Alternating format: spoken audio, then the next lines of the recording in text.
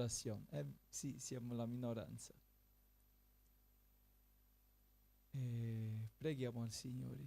Padre, in nome di Gesù, veniamo a te stasera per ringraziarti per questa giornata, per la benedizione di essere qui stasera insieme, per lodare e benedire il tuo santo nome, Signore. Grazie del tuo amore, della tua grazia, del tuo perdono.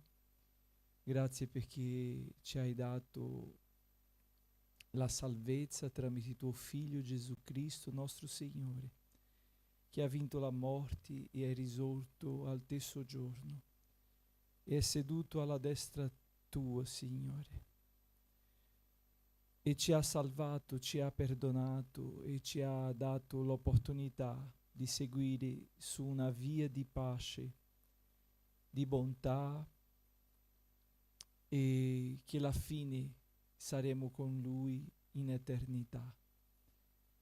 Ti prego, Signore, per tutti i miei fratelli che stanno in difficoltà, quelli che si trovano malati. Ti prego per quelli che sono deboli nella fede, che possano essere rinnovati, Signore, e rinforzati in nome di Gesù nostro Signore. Amen. Accomodatevi, lodiamo al Signore stasera con i cantici.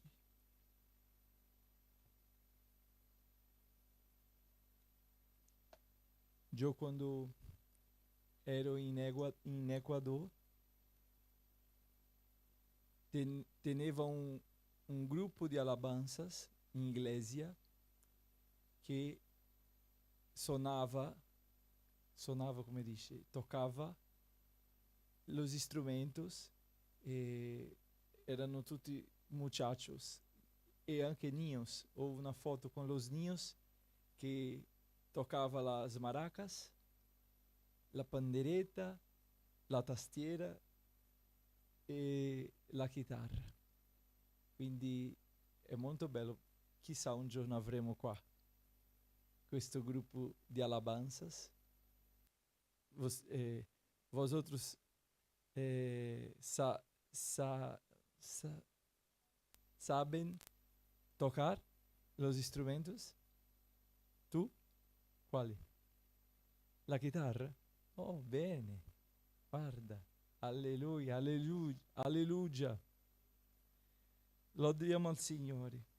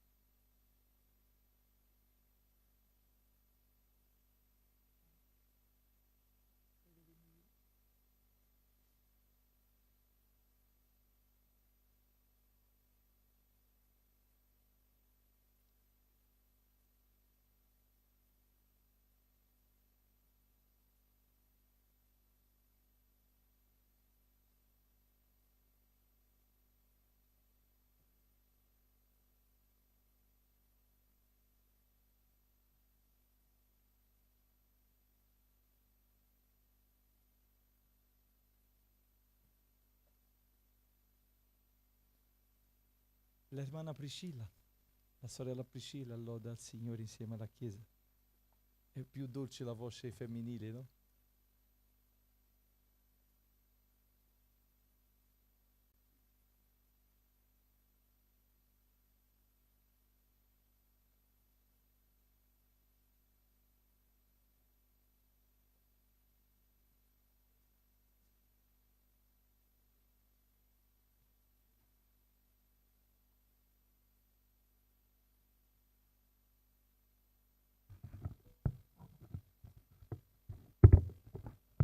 Saluto a tutti con la pace del Signore. Lodiamo quel numero 603.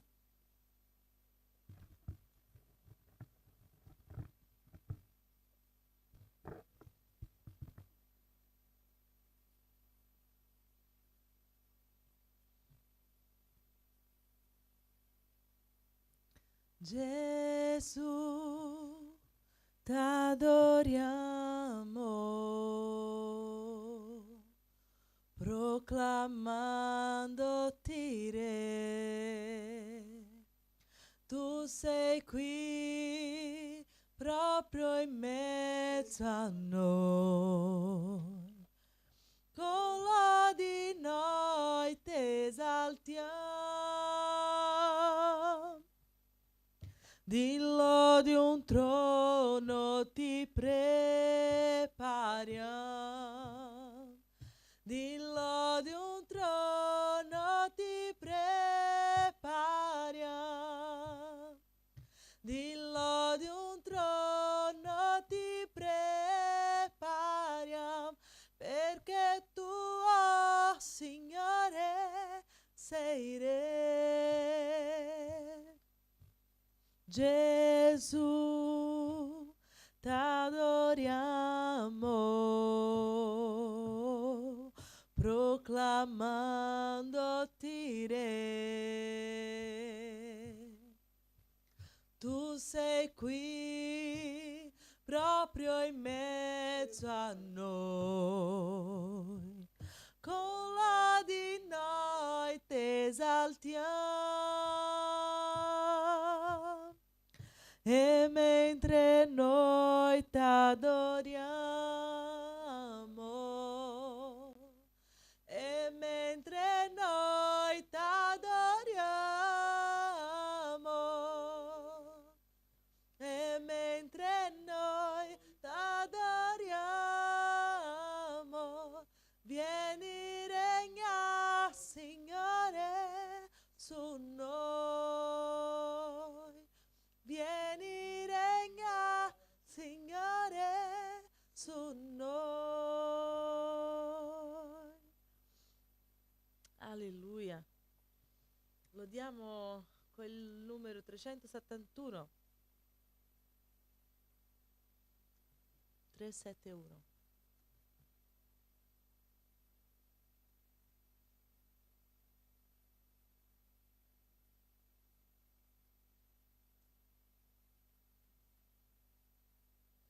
Credo alle promesse che il Signor ci fe, verità che niuna mai fallir non può.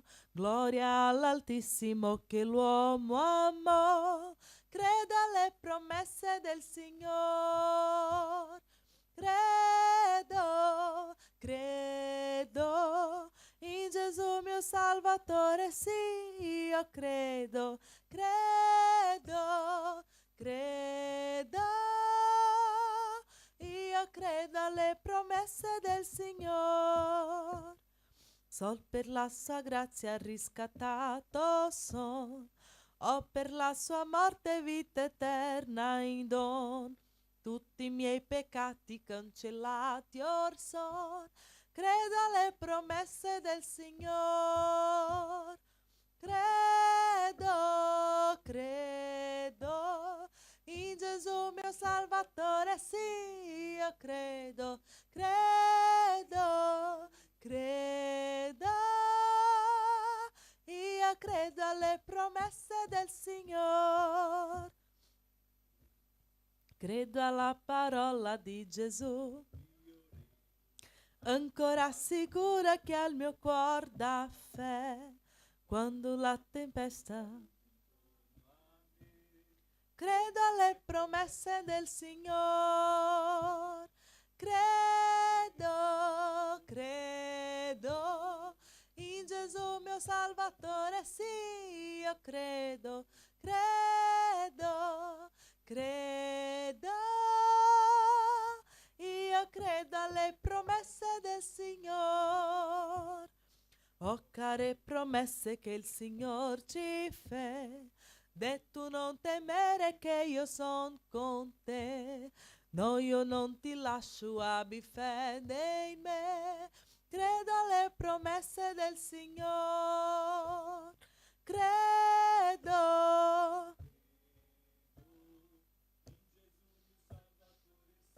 Io credo, credo, credo. Io credo alle promesse del Signor. Amen. Ancora. apriamo l'opportunità alla Chiesa. Chi vuole scegliere una lode?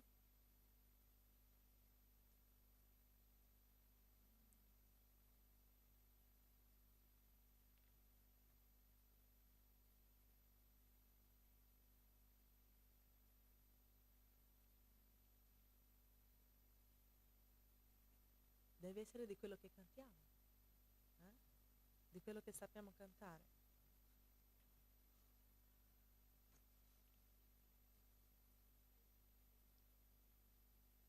(689)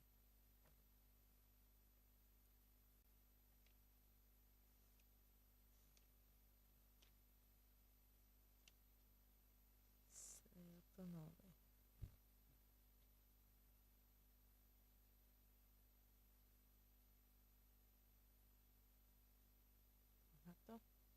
689. Voglio cantar le mie lodi al Signor, colui che mi trasformò.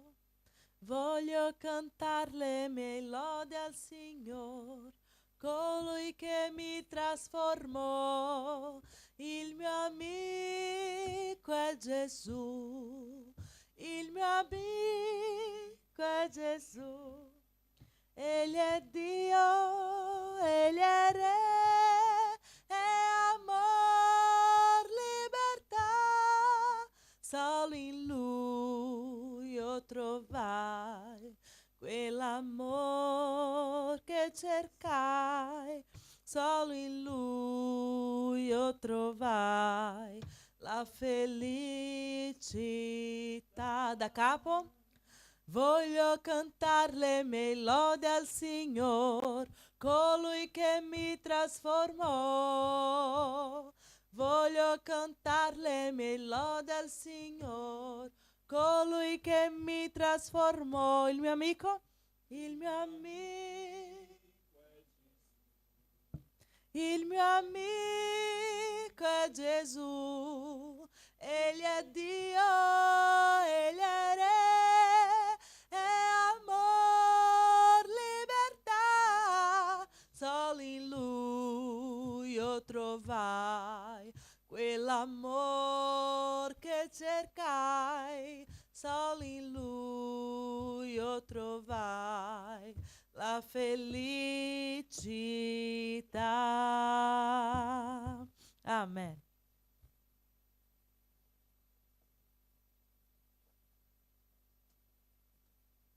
Leggiamo la parola di Dio, fratelli, nella lettera di Paolo ai Romani, capitolo 11. Oggi il nostro studio è sul capitolo 11 ai Romani. Mettiamoci in piedi. Io dico dunque, ha Dio rigettato il suo popolo? Così non sia, perché anch'io sono israelita della progenie di Abramo, della tribù di Beniamino.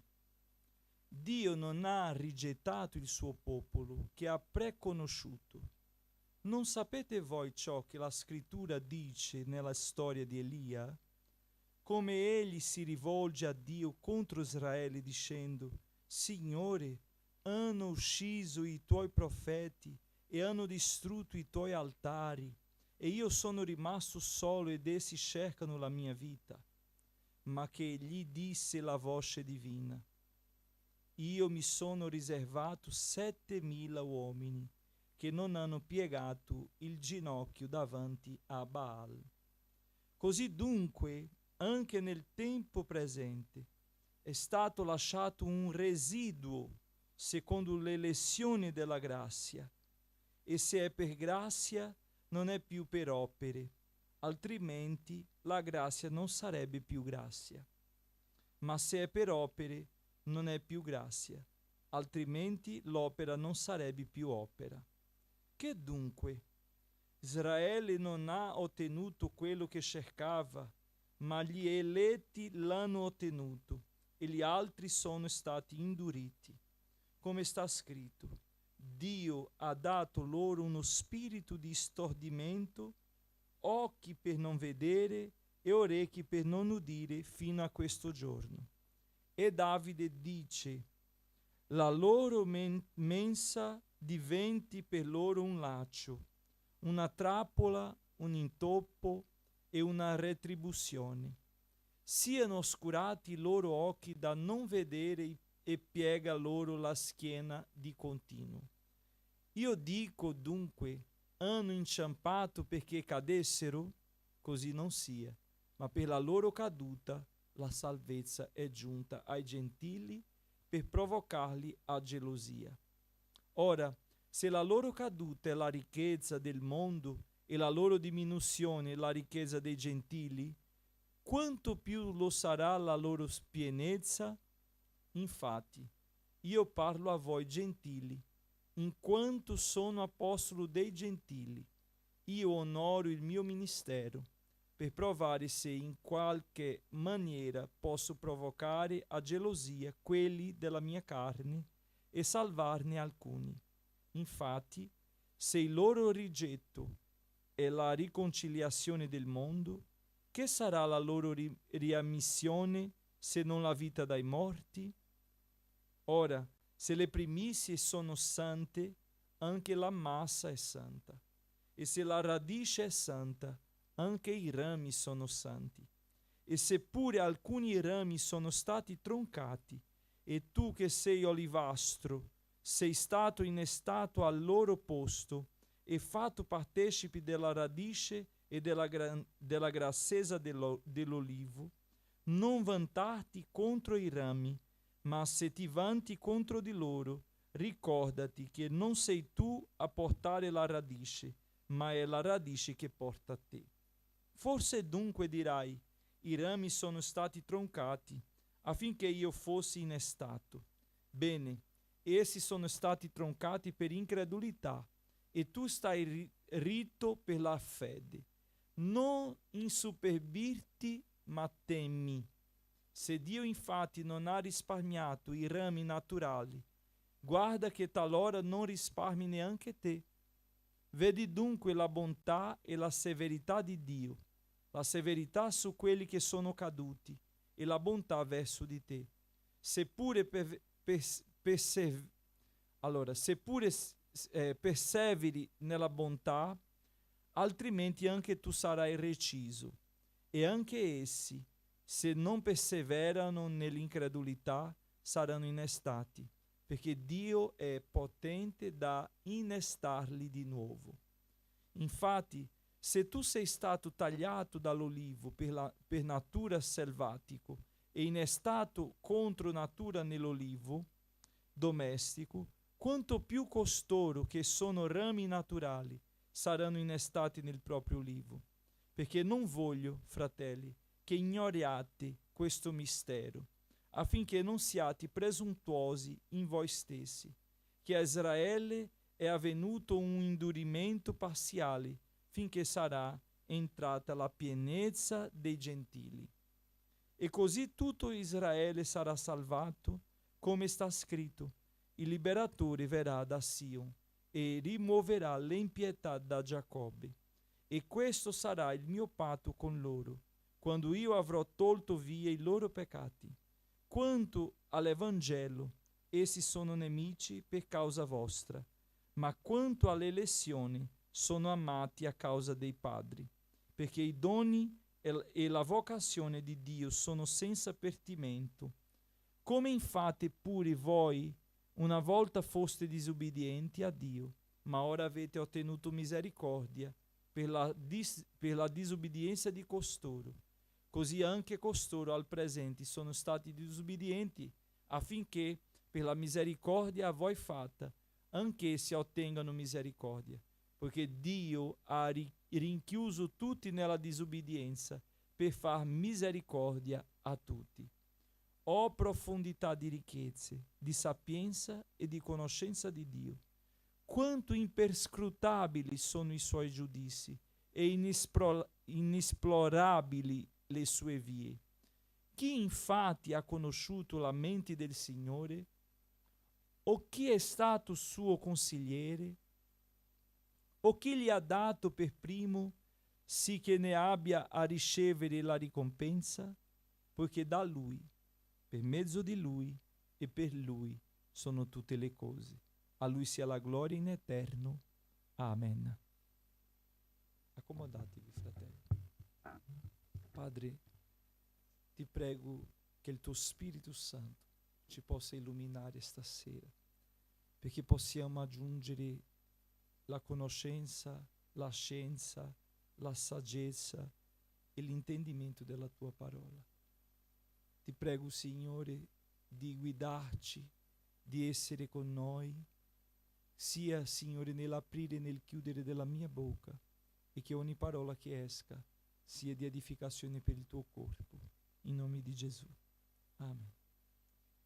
Cari miei, capitolo 11, Paolo continua a parlare, abbiamo già parlato dal capitolo 1 fino al 10, della lettera di San Paolo ai Romani, e nel capitolo 11 Paolo parla di un modo più profondo su Israele. Prima lui ha parlato sui gentili, che sono i gentili? Sono tutti che non sono israeliti, siamo noi. La parola del Signore dice che lui è venuto per i suoi e i suoi non lo hanno ricevuto, ma tutti quanti lo hanno ricevuto, lui ha fatto figli di Dio. Leggiamo la parola nella lettera di Giovanni,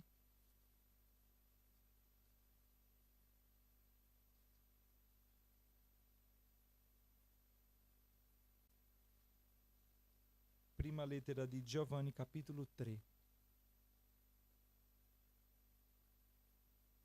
Prima lettera di Giovanni, capitolo 3, versetto 1, dice così: vedete quale amore il Padre ha profuso su di noi, facendoci chiamare figli di Dio.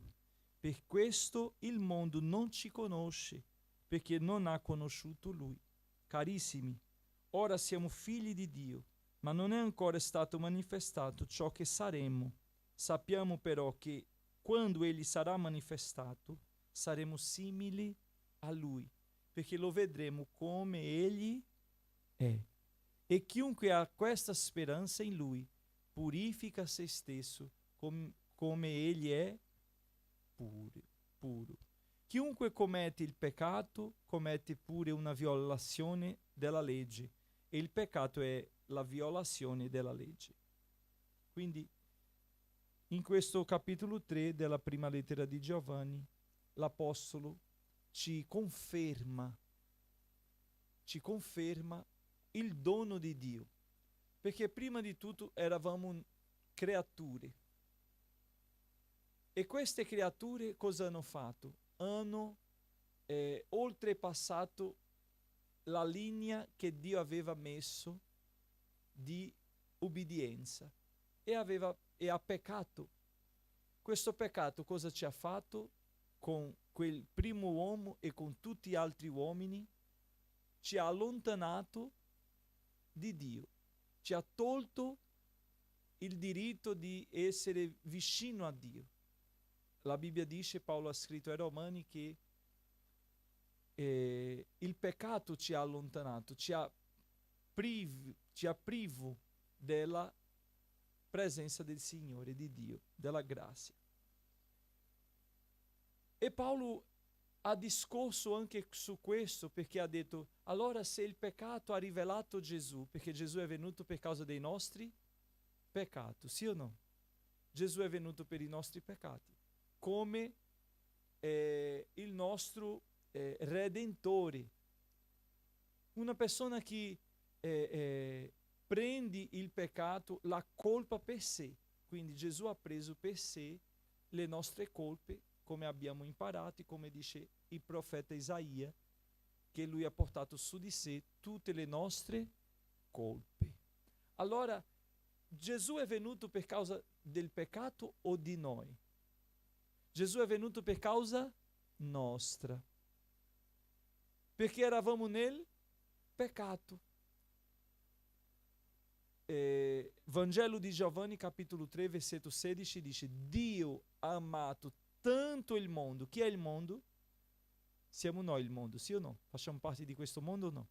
Allora, Dio ha amato tanto il mondo che ha offerto suo figlio unigenito, per chiunque crede in lui non perisca, ma abbia la vita eterna. Quindi, quando Gesù non viene per il peccato, ma per i peccatori. Siamo noi i peccatori. E Gesù viene per i peccatori perché possa liberarci di questo corpo di morte, perché questo corpo è condannato alla morte. E quindi questo corpo peccatore non potrà partecipare del regno di Dio perché è nel peccato. Quando noi accettiamo Gesù, lo riceviamo. Accettare Gesù vuol dire riceverlo come Signore e Salvatore. Paolo ha detto ai Romani: con la bocca si confessa e con il cuore si crede. Allora noi crediamo con il cuore in chi? In Gesù come unico e sufficiente Salvatore. Allora, se con il cuore noi crediamo e con la bocca confessiamo, ossia, chi è tuo Signore? Gesù Cristo. Gesù Cristo è il mio Signore. Allora, questo Gesù adesso ci libera dal dominio del peccato. Quindi il peccato non ha più dominio su di noi, nonostante siamo in questo corpo che è un corpo di morte, di peccato, ma non è più dominato dal peccato, ossia noi adesso abbiamo una mente rinnovata, ossia possiamo decidere, possiamo accettare, possiamo dire sì o no. Possiamo dire al peccato: no, questo è peccato perché adesso so che questo è peccato. Quando nel mondo stiamo vivendo e sempre abbiamo vissuto che il male diventa bene e il bene diventa male. È un cambio di valori. Le cose che ai nostri occhi sono terribili, secondo la parola, il mondo vuole convincerci che non è terribile, è normale. Allora, la parola del Signore dice che come abbiamo avuto questo diritto? Sulla croce di Gesù c'era scritto il re dei giudei. E noi siamo giudei? Non siamo. E perché Gesù ci ha raggiunto? Perché? Perché lui è venuto per tutti. Ma certo il suo popolo, perché Dio non è un Dio che menti. Dio ha scelto Abramo, Dio ha scelto la nazione di Israele come il suo popolo. Non possiamo negare questo. Ma non che noi non siamo anche popolo di Dio. Non possiamo dire allora il popolo di Dio è solo Israele. Invece no. Noi tutti siamo popolo di Dio. Perché? Perché Dio è uno. Amen? E quindi se Lui è re di Israele, è re anche nostro. Se Lui è Signore di Israele, è Signore anche nostro. E quindi nel percorso Paolo ha difeso la grazia e ha detto: allora se c'è la grazia dobbiamo peccare perché ci sia la grazia. No, la grazia ci fa, ci salva dal peccato, della condanna del peccato. E quindi questa grazia non è perché noi pecchiamo e otteniamo, ma questa grazia è perché eravamo peccatori e oggi siamo liberi e quindi scegliamo cosa faremo, cosa facciamo e decidiamo di non peccare. Paolo continua il discorso della grazia, Paolo parla ai giudei sui gentili e adesso Paolo parla ai gentili sui giudei. Perché corpo di Cristo c'è spazio per tutti. Né i gentili dovevano sentirsi meno per causa dei giudei, ma nemmeno potevano sentire superiori per causa dei giudei. Né meno né superiore. È come un figlio adottato. È figlio uguale dello stesso padre, sì o no? C'è il nome del suo padre, c'è i diritti. Quindi ha tutto, ma quel bambino che è nato da quei genitori è figlio, come è figlio quello adottato. Ma quello adottato non può sentirsi meglio e né quello può sentirsi meglio perché è figlio generato da loro. Quindi non esiste in Dio un giudizio di chi è migliore, di chi è più importante. Ok? Perché Dio ama Israele, nonostante loro hanno indurito il loro cuore a Dio. E cosa Dio ha fatto? Si è servito di questa durezza per aprire spazio a noi. E Paolo usa questa una figura di linguaggio come l'olivo che è stato tagliato i suoi rami selvatici, ma i rami domestici, i rami selvatici sono stati messi nell'olivo domestico.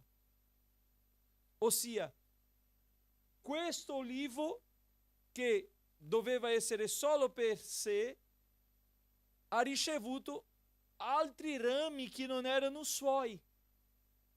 Ma quei rami che sono stati messi hanno ricevuto vita e erano partecipi come l'olivo, nell'olivo, uguale. Quindi Paolo ha usato questa figura di parlare di un ramo messo, di come dice, un incerto, non so come dice in italiano, cerca per favore. Non so se da voi è un incerto, inserto, da noi in portoghese è incerto, inserto, che prendi un ramo di un altro albero e metti nel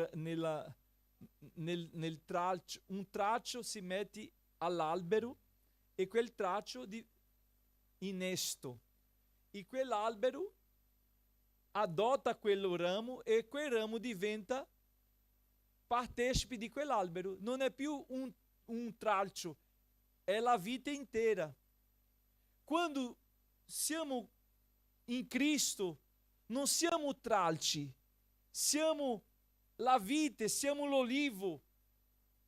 Perché quando il peccato, il mondo, il giudizio, tutto ci guarda, non ci vedi unicamente, ci vedi in Cristo. Ma Paolo diceva che i gentili non potevano disprezzare quelli che sono stati tagliati e al posto loro siamo messi.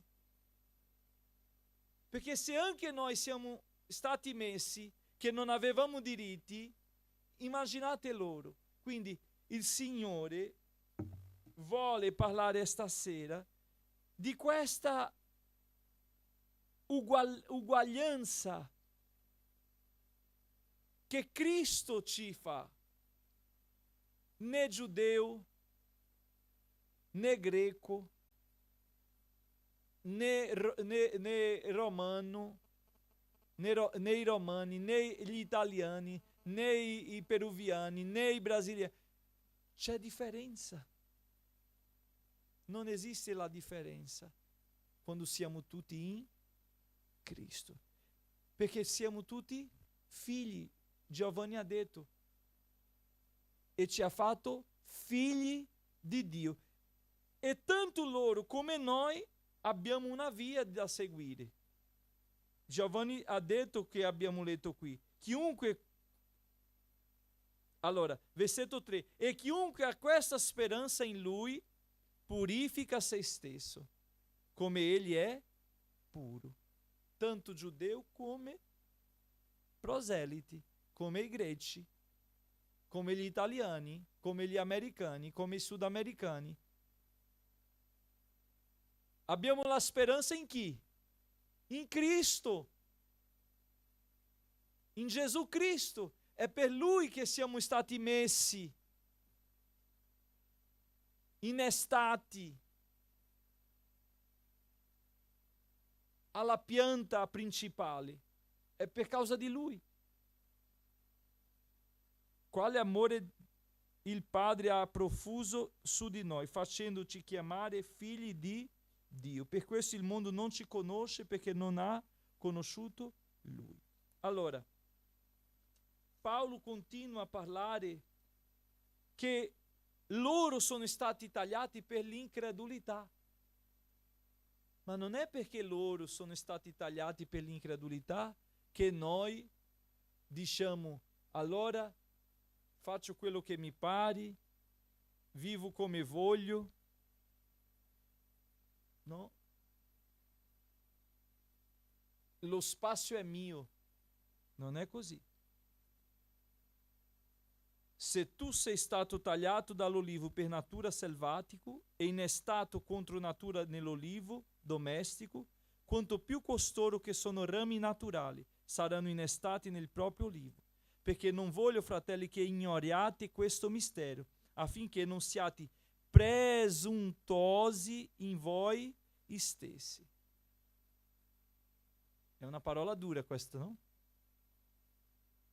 Ma a volte noi ci sentiamo un pochettino privilegiati, ci sentiamo che abbiamo diritti o che siamo meglio degli altri. Dobbiamo ricordare che la grazia che è stata, che ci ha raggiunto, è la stessa grazia che raggiungerà gli altri. Non possiamo guardare il peccatore come un beffo, come una persona non grata. No, perché un giorno eravamo noi. Non possiamo essere presuntuosi dicendo: adesso faccio parte dell'olivo. No. Il mondo è fuori per l'incredulità, ma noi un giorno eravamo fuori per l'incredulità. Ma per la fede siamo stati innestati, perché la salvezza è tramite la fede. Siamo salvati per opera o per fede? Ciò che facciamo per fede e non per opera. O meglio, ciò che operiamo per fede e non per la salvezza. Se servo perché io ho la fede in Gesù che ci fa servire. Ma non servo come alcuni fanno. Un esempio, ci sono alcune religioni, sette, che loro per essere salvati hanno bisogno di lavorare e stanno fissi in un posto a consegnare trattati, volantini, altri bussano alla porta vendendo libro, facendo questo, quell'altro. La salvezza non è tramite il nostro operare. Il nostro operare è tramite la fede. Noi operiamo per fede, non per la salvezza, perché siamo salvati per fede. Una volta che io credo col mio cuore e confesso con la mia bocca, io sono salvato. Però da quel momento avanti io seguo servendo il Signore, operando per il Signore, ma quello non vuol dire che la mia salvezza dipende da quello. Dipende dalla mia fede, ma la mia fede mi fa operare. Avete capito? La mia fede mi fa servire, la mia fede mi fa essere gentile, la mia fede mi fa essere utile, la mia fede mi fa essere generoso, la mia fede mi fa essere educato. Amen? Ma non è perché io sono educato e sono salvato, non è perché io sono giusto, bravo e sono salvato, non è perché io aiuto le persone che sono salvato, no. Se no sarebbe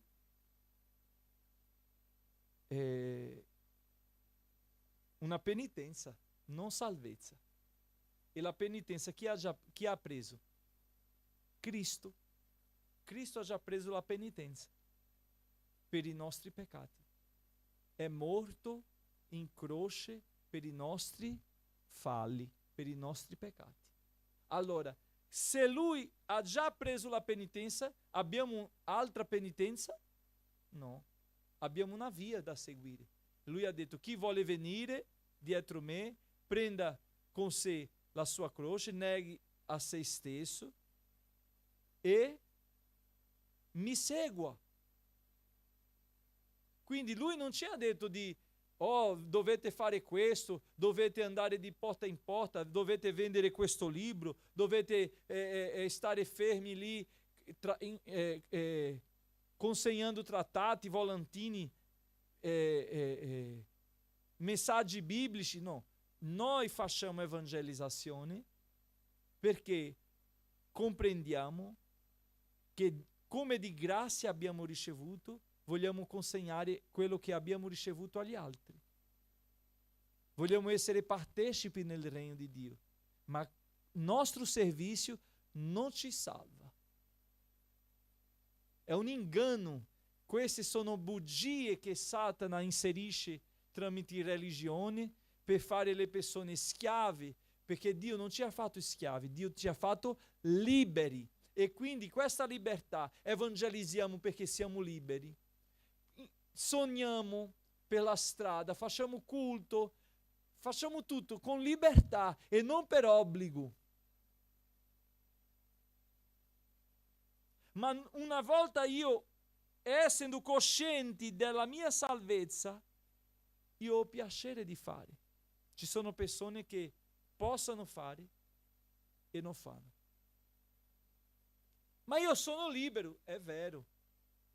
Ma Dio sta vedendo che tu hai possibilità di fare e non fai. Il peccato non è di non fare, è di poter fare e non farlo. Amen?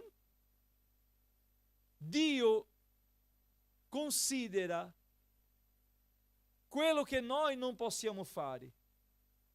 E lui dice: no, questo lui non può fare. Non riesce a fare. Ma Dio sta vedendo quello che noi possiamo fare e non lo facciamo.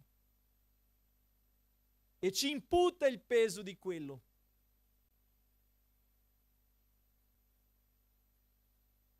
Ma non possiamo dire: farò perché devo arrivare davanti al Signore, farò perché devo essere salvato. No. Come c'è una setta che dice: ci sono 144.000 che questi devono lavorare perché sono già eletti e devono fare, e perché lì sarà no, non è vero. La Bibbia non parla così. Tutto che facciamo con libertà nel Signore.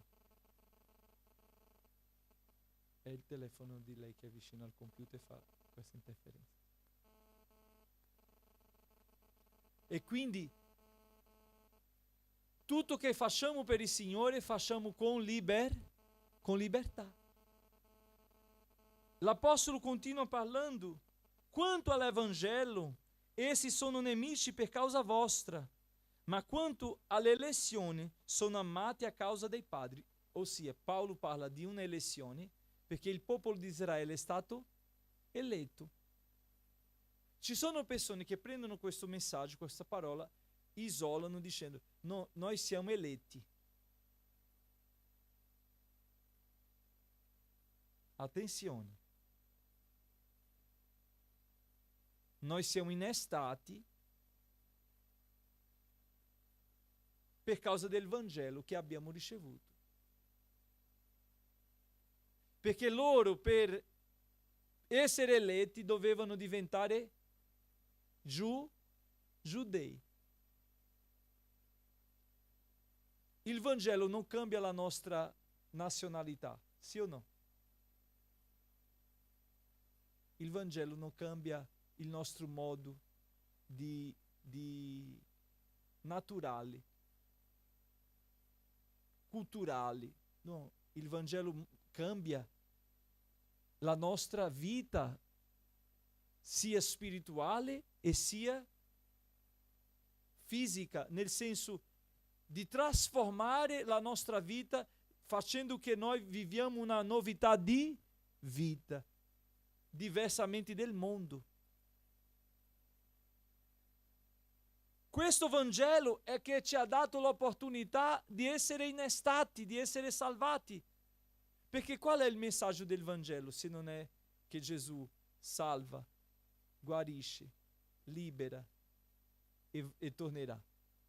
Questo è il messaggio del Vangelo. Per gli eletti, Dio ha un percorso, una strada. Per i gentili, il Signore ha anche una strada. Lui è la via per tutti. Ma non possiamo negare o rinnegare la sua elezione, ma neanche possiamo disprezzare questa elezione. Perché Paolo ha detto che per causa di questo Vangelo essi sono nemici. Ossia, si sono messi contro il Signore. Perché se Gesù venisse come loro aspettavano, i giudei erano tutti salvati, era la fine di tutto, sì o no? Ma Gesù è venuto di un modo che loro non hanno creduto, non hanno voluto. Hanno detto, allora tu sei un profeta, tu sei un uomo venuto da Dio, ma non hanno riconosciuto lui come il Messia, il Cristo di Dio. Se non ha questa riconoscenza, non ha salvezza. Ma loro arriveranno, perché come Dio ha parlato qua tramite Paolo, dicendo, quando Elia ha detto, ci sono solo io, Dio ha detto a lui, no, ancora ci sono 7.000 che non sono piegati in ginocchio davanti a Baal. Ossia, esiste una preservazione di Dio, una elezione, perché lui non parla bugia, lui non può mentire, e quello che ha detto è amen. Come infatti pure voi una volta foste disobbedienti a Dio. Eravamo disobbedienti a Dio e siamo ancora a volte, sì o no? Per causa della disobbedienza, cosa è successo con l'uomo? La morte. Disobbedire è piacevole alla nostra carne, ma porta a noi morte. C'è una parola, fratelli cari, davanti a noi, da essere seguita. Dio non vuole da noi una oppressione, Dio vuole per noi libertà, ma libertà con obbedienza. Libertà osservando la parola di Dio che ci dice questo è buono e questo è cattivo. Questo è il bene e questo è il male. Non con gli occhi del mondo, che non sa discernere, che cambia i valori. Paolo finisce dicendo: ho profondità di ricchezze, di sapienza e di conoscenza di Dio. Quanto imperscrutabili sono i suoi giudizi e inesplorabili le sue vie? Chi infatti ha conosciuto la mente del Signore? O chi è stato suo consigliere?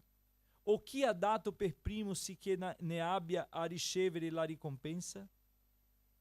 Chi può capire Dio?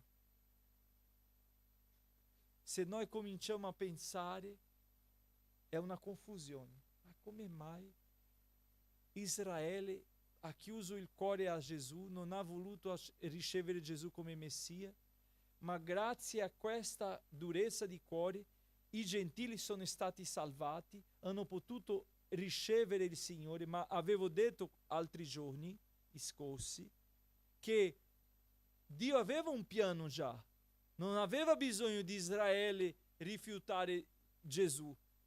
Il Signore certamente aveva un piano perfetto.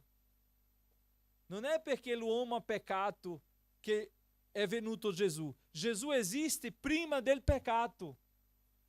Ok? Gesù esiste prima che gli uomini esistessero.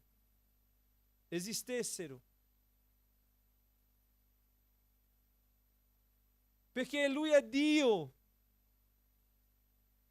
Alcuni non riconoscono Gesù come Dio, ma Gesù è Dio. Dio Padre, Dio Figlio e Dio Spirito Santo. Quindi non è per causa del peccato che Gesù è venuto, perché Gesù era già. Amen? E quindi non è per causa della durezza del cuore dei giudei che noi siamo stati innestati. No, ma loro hanno indurito il cuore e Dio si è servito di questa durezza e ci ha innestato nell'olivo, nella vite. Un po' confuso, no? Da capire? Come mai? Allora, grazie a... Quante volte abbiamo già ringraziato per una situazione che abbiamo vissuto? Un esempio, una persona ci ha fatto un torto, un torto, e noi, per causa da quel torto, abbiamo scoperto altre cose. E a volte noi diciamo, grazie a quella persona che mi ha fatto male, un torto è fare male. Grazie a questa persona che mi ha fatto male, io ho scoperto questo. No. Il male non genera niente di bene. Dio non vuole il male. Dio non desidera il male.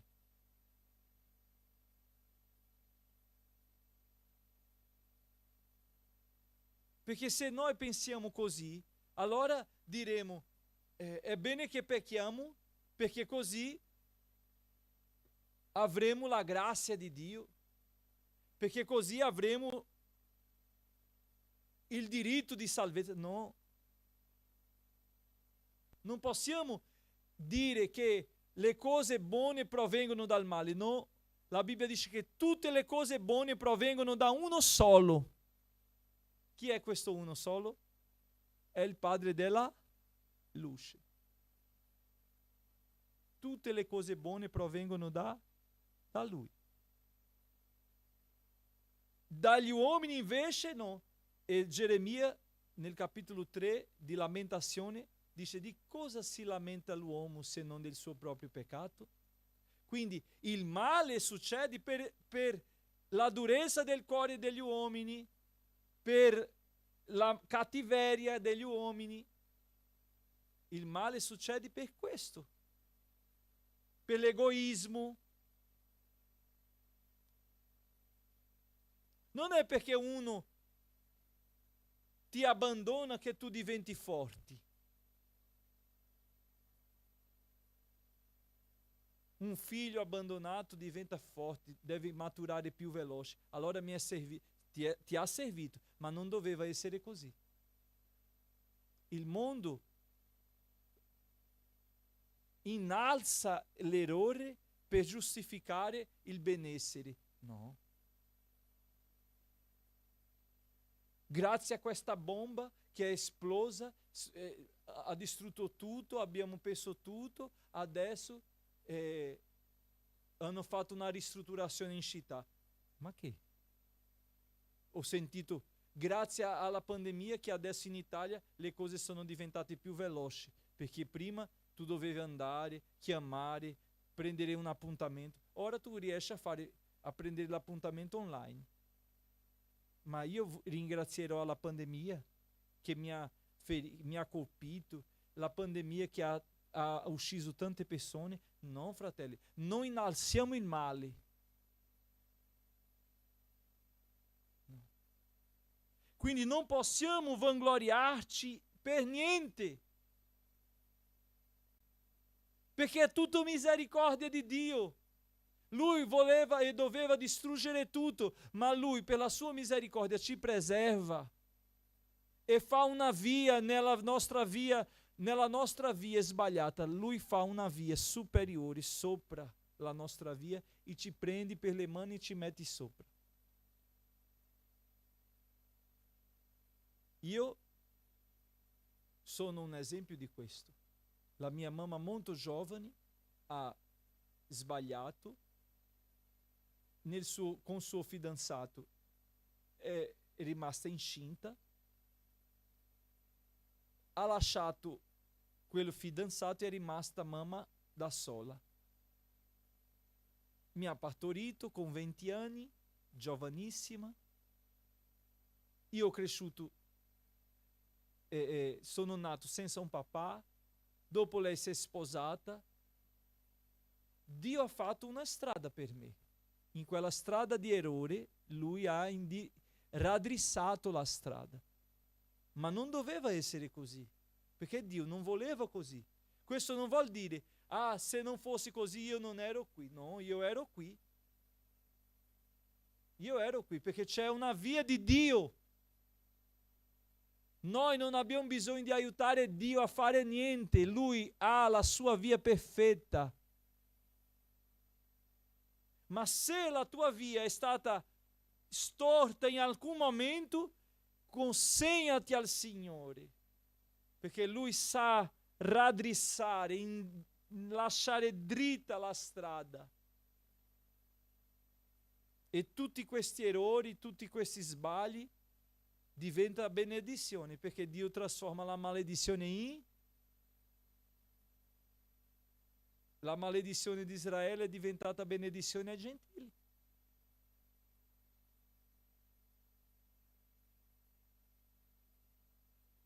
E così è nella nostra vita.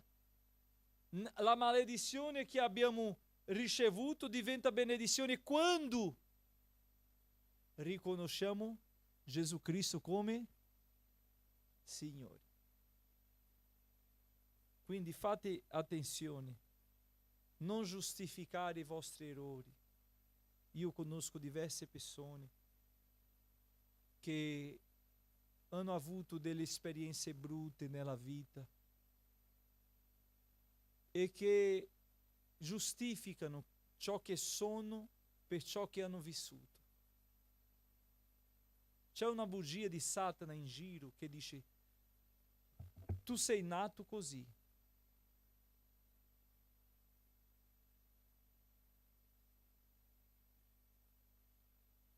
Dio non ti ha fatto così. Tu sei nato di questo modo.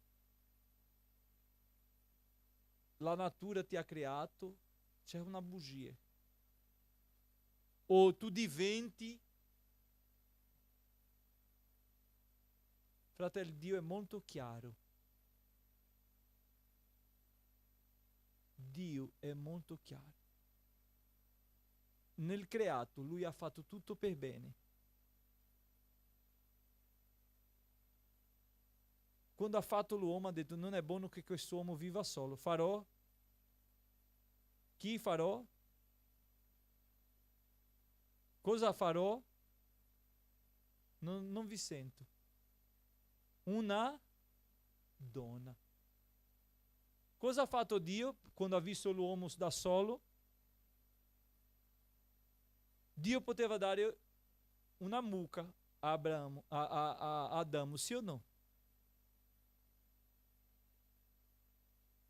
Ma il principio di Dio è uno solo. E Dio non sbaglia nei suoi principi. Il mondo vuole corrompere i principi di Dio e vuole farci credere che questi principi sono storie e che noi possiamo essere ciò che vogliamo essere. E ho visto un giorno di questo una donna gattonando come un cane, con tutto un vestito di cane. Ho visto un altro che ha fatto tanti interventi nel corpo per diventare un animale, perché io mi sento un cane, io mi sento un gatto. No. Tu puoi sentire quello che tu vuoi sentire, ma tu sei umano, maschio e femmina. O tu sei maschio o tu sei femmina. Umano. Una mucca non c'è. O è una mucca, non è un cavallo, è una mucca. Sì o no? Dio ci ha fatto molto definiti. Ben definiti Dio ci ha fatto. Ma il mondo vuole convulsionare, cambiare, fare una confusione, ma non è così. Anche se vuole, c'è una cosa già che nessuno può cambiare, che Dio ha definito, che Lui è Dio. Uno può dire che è Dio, qualcuno può dire che è Dio, ma morri. L'unico eterno chi è? Allora è Lui. Il resto sono mortali. Quindi finisco questa sera. Chi può capire Dio? E chi può cambiarlo? Chi può dire a Lui questo è e questo non è?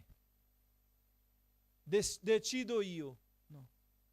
Chi può dire giustifico la mia vita, allora io sono così no, non si può.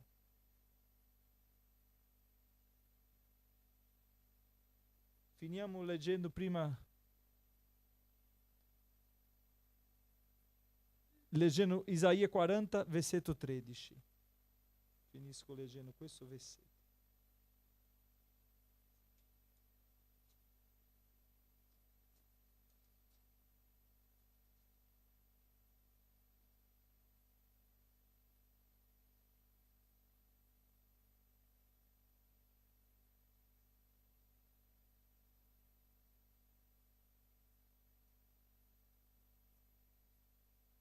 Allora, leggiamo dal versetto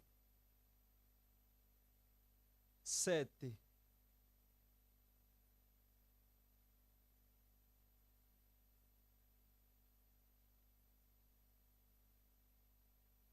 L'erba si seca, il fiore appassisce quando lo spirito dell'Eterno vi soffia sopra. Certo, il popolo non è altro che erba. L'erba si seca, il fiore appassisce, ma la parola del nostro Dio rimane in eterno. Che ha detto lui? Il popolo non è altro che erba, è come foglia. Un giorno è verde, un altro giorno è gialla e dopo è arancione per terra. Un giorno io ero una gemma, come Crissia. Sono già un verde cambiando già per giallo. Il tempo passerà, io diventerò tutto giallo e un giorno arancione per terra. Perché noi abbiamo inizio, mezzo e fine. Ma l'Eterno è l'Eterno. Ma la parola del nostro Dio rimane in eterno. Ó Sion, tu che rechi buone novelle, sali su un alto monte. Ó Gerusalemme, tu che rechi buone novelle, alza la tua voce con forza. alza la voce, non temere, di alle città di Giuda, ecco il vostro Dio, ecco il Signore l'Eterno, viene con potenza e il suo braccio domina per lui. Ecco il suo premio è con lui e la sua ricompensa lo precede. Egli pascolerà il suo gregge come un pastore, radunerà gli agnelli col suo braccio e li porterà sul suo seno e guiderà con dolcezza e cura quelli che hanno i piccoli, che ha misurato le acque nel cavo della sua mano, preso le dimensioni del cielo con la spanna, raccolto la poveri della terra in una misura, ho pesato le montagne con la stadera e i colli con la bilancia? Chi ha preso le dimensioni dello Spirito dell'Eterno? O come suo consigliere gli ha dato insegnamenti? Con chi si è consultato perché gli desse intendimento e gli insegnasse il sentiero della giustizia, gli impartisse conoscenza e gli mostrasse la via del discernimento? Ecco, le nazioni sono come una goccia in un secchio. Sono considerati come il pulviscolo della bilancia. Ecco, egli solleva le isole come un piccolissimo oggetto. Il Libano non basterebbe a provvedere il combustibile per il fuoco, né i suoi animali basterebbero per l'olocausto. Tutte le nazioni sono come un nulla davanti a lui e come da lui ritenute un meno che nulla e vanità. A chi vorresti assomigliare Dio o con quale immagine lo metteresti a confronto? Un artista fonde un'immagine scolpita e l'orafo la rivesti d'oro e fonde catenelle d'argento. Chi è troppo povero per una tale offerta sceglie un legno che non marcisce e si procura un abile artigiano perché prepari un'immagine scolpita che non si muova. Ma non lo sapete, non l'avete udito? Non vi è stato annunciato fin dal principio? Non avete compreso dalle fondamenta della terra? Egli è colui che sta assiso sul globo della terra, i cui abitanti sono come cavalletti.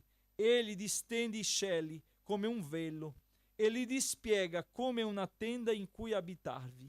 Egli riduce i principi a un nulla e rende i giudici della terra una cosa vana. Appena sono piantati, appena seminati, appena il loro stelo ha messo radice in terra, egli soffia su di loro ed essi seccano, e l'uragano li porta via come stoppia. A chi dunque mi vorresti assomigliare perché gli sia pari? Dice il Santo: levati in alto i vostri occhi e guardate chi ha creato queste cose? Colui che fa uscire il loro esercito nel suo numero e le chiama tutte per nome. Per la grandezza del suo vigore e la potenza della sua forza nessuna manca. Perché dici, o Giacobbe, e tu Israele, dichiari, la mia via è nascosta all'Eterno e il mio diritto è trascurato dal mio Dio? Non lo sai forse? Non l'hai udito? Il Dio di eternità, l'Eterno, il creatore dei confini della terra, non si affatica e non si stanca. La sua intelligenza è imperscrutabile. Egli dà forza allo stanco e accresce il vigore allo sposato. I giovani si affaticano e si stancano. I giovani scelti certamente inciampano e cadono. Ma quelli che sperano nell'Eterno acquistano nuove forze, si innalzano con ali come aquile, corrono e non si stancano, camminano e non si faticano. Questo è il nostro Dio. Dobbiamo contendere con Lui? Dobbiamo volere capire? Allora perché ho subito tutto questo? È stato un errore, ma Lui ha raddrizzato la mia strada e io sono qui per servire rettamente, fedelmente e prontamente Lui. Sì o no? Quello che è passato è tua storia qua in Italia, fra 10 anni, oggi diventerà passato. Quando siamo arrivati qua, cosa passava nella nostra testa? Quante delusioni abbiamo già subito? Quante porte chiuse? Ma è passato. Siamo qui oggi, sì o no? Perché in chi è la nostra fiducia? È questo che Paolo voleva dire a tutti, non solo ai giudei, come ai gentili, che dobbiamo sperare, aspettare, continuare con il Signore.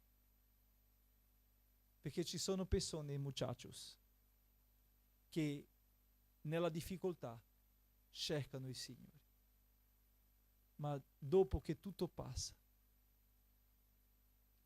dimentica, perché ha già un documento, perché ha già una casa, perché ha già uno stipendio, un contratto indeterminato.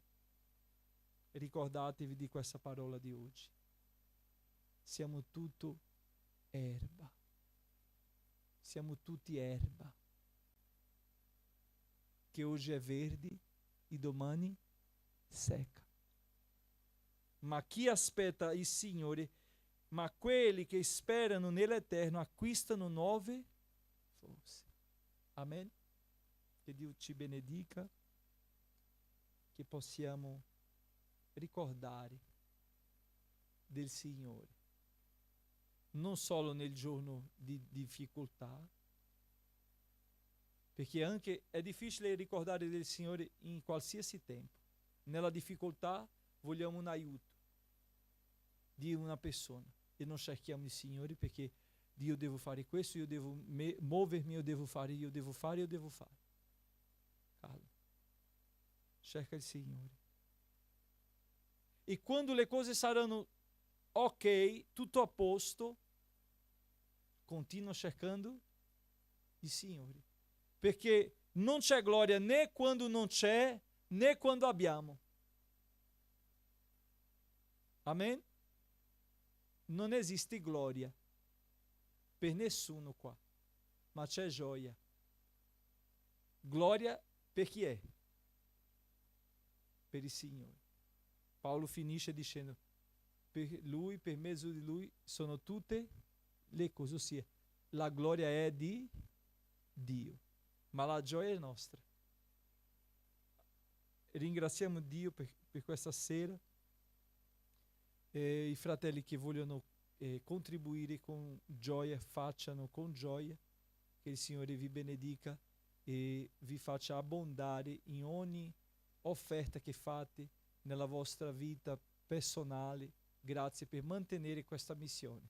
Siamo veramente grati a Dio per ognuno che fedelmente serve al Signore. Che Dio vi benedica. Non dimenticare voi che siete a casa di lasciare il vostro mi piace, like e condividere anche la diretta. Amen. Che Dio vi benedica in nome di Gesù. Vorrei chiedere a Ruby di venire a fare questa preghiera ringraziando Dio per il lavoro che ci ha dato, per fare una orazione, per il dono di Dio che abbiamo. Se abbiamo mangiato oggi è un dono di Dio, sì o no? Se stiamo bene qua è un dono di Dio, con salute è un dono di Dio, quindi ringraziamo Lui e dopo facciamo la nostra offerta e finiamo con una preghiera di ringraziamento. Amen? Sì, bien.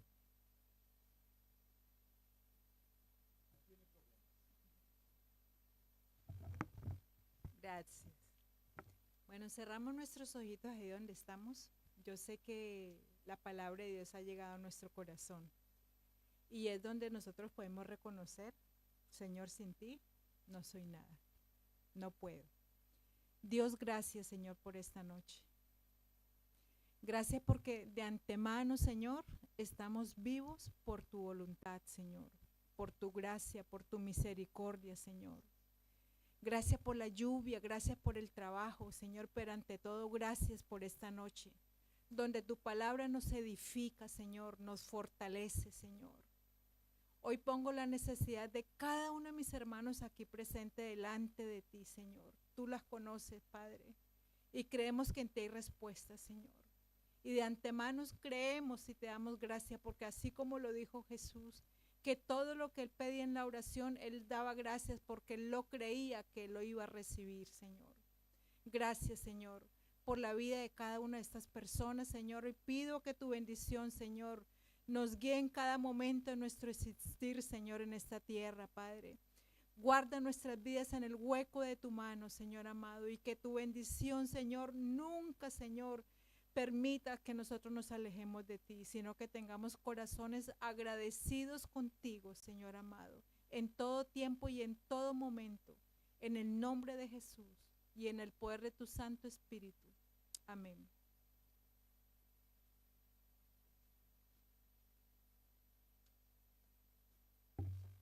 Vorrei dirvi che domani sera alle 5 abbiamo lo studio biblico e che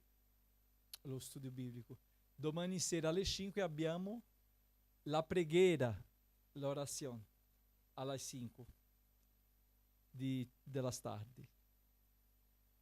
E domenica mattina alle 10:30 è il nostro culto domenicale. E questa domenica sarà la nostra Santa Cena, quindi vorrei invitare a tutti per partecipare con noi del culto e essere qui insieme ad adorare il Signore. Amen. Felice per la vita dei ragazzi che sono con noi. Possiamo dire amen? Grazie Gesù per la loro vita. Tornate sempre, che potete venire quando volete, che potete sentirvi bene qua fra di noi, perché non parliamo altro che di Gesù e Lui è il Signore. Amen. E vorrei anche ringraziare Dio per l'arrivo del figlio di Christian di Nemesis, che è qui con noi. Come si chiama? Abele. Qui in italiano è Abele. Allora chiamiamolo già in italiano. Abel Abel. Allora, siamo felici con l'arrivo di Abele, diciamo gloria a Dio. Amen. Che Dio ti benedica, Abele. Dio ti bendiga. In nome di Gesù. Mettiamoci in piedi e ringraziamo il Signore. E vorrei invitare la sorella Nemesis per ringraziare il Signore questa sera. No, tu no. Hai già fatto a 1, a 2, a 3, a 4.